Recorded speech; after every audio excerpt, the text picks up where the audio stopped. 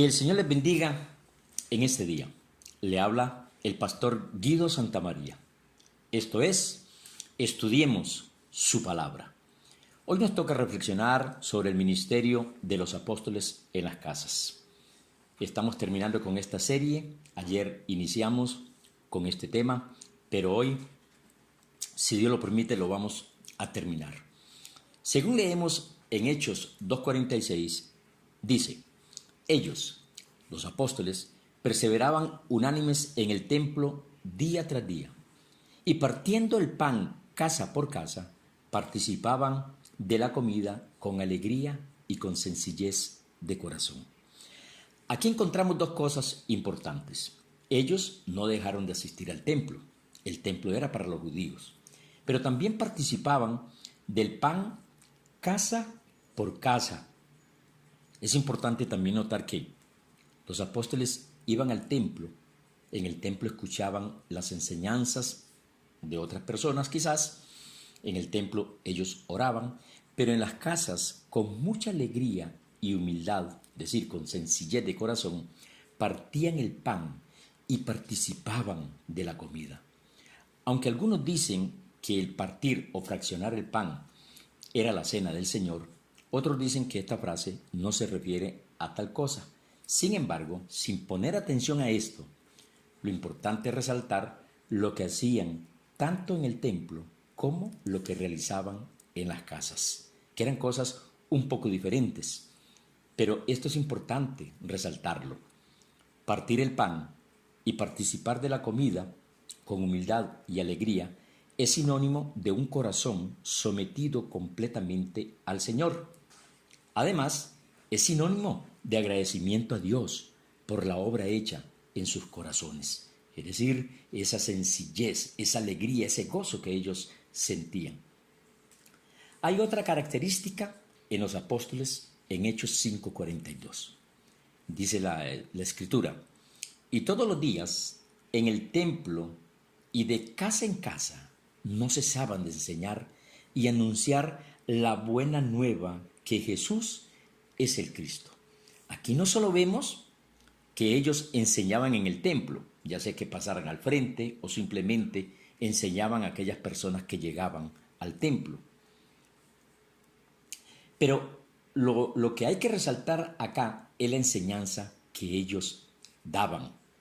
La enseñanza era esta: Jesús es el Cristo.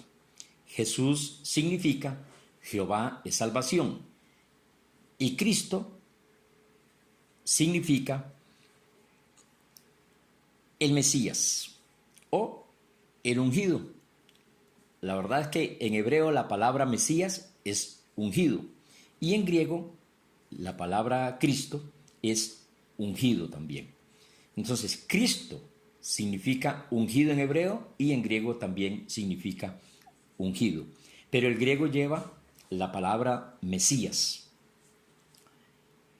En hebreo lleva la palabra Mesías, más bien. Precisamente el español, nuestro idioma, permite unificar los dos términos. Es decir, nosotros podemos decir también Jesucristo. En otras palabras, lo que estamos diciendo es: el ungido de Jehová salva.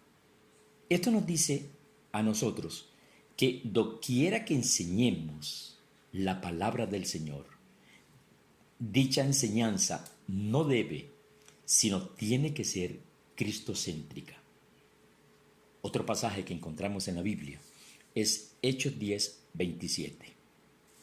Mientras hablaba con él, se está refiriendo a Pedro, y se está refiriendo a la casa de Cornelio, dice: entró y halló que muchos se habían reunido.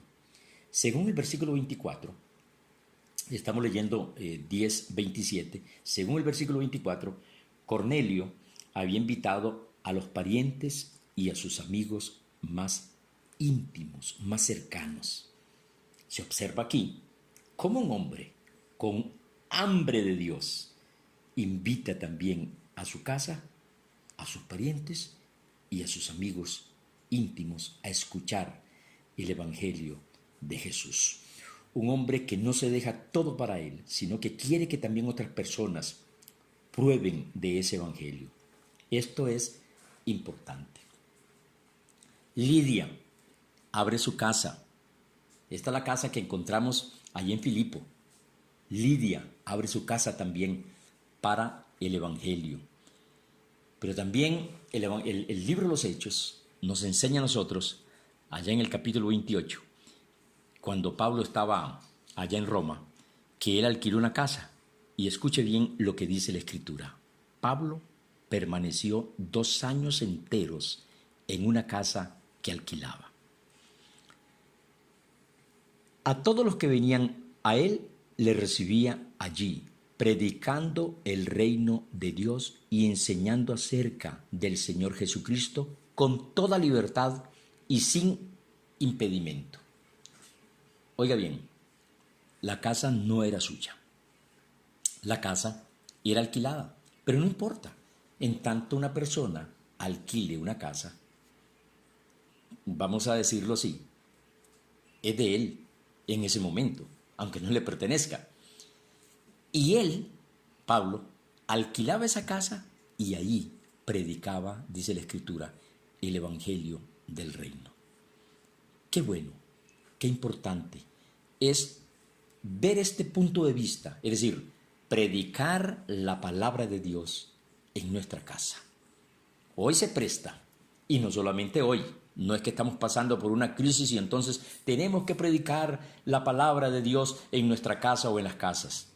Hoy se está presentando esto, pero si esto pasara, nosotros podemos utilizar nuestras casas para la enseñanza del Señor. ¿Qué le parece? Vamos entonces a resumir todo lo que hemos visto durante esta semana. En primer lugar, el primer servicio de adoración tomó lugar en una casa, en la casa de José y María. Ahí llegaron los magos a adorar. Segundo, ahí el primer servicio de comunión se condujo en una casa, en la casa de Pedro. Tercero, el primer servicio de sanidad se condujo en una casa, ahí también en la casa de Jesús, cuando bajaron la persona por el tejado. Cuarto, el primer derramamiento del Espíritu Santo, el día de Pentecostés, ocurrió también en una casa. Quinto, el primer caso de la predicación del Evangelio a los gentiles ocurrió también en una casa. ¿En cuál?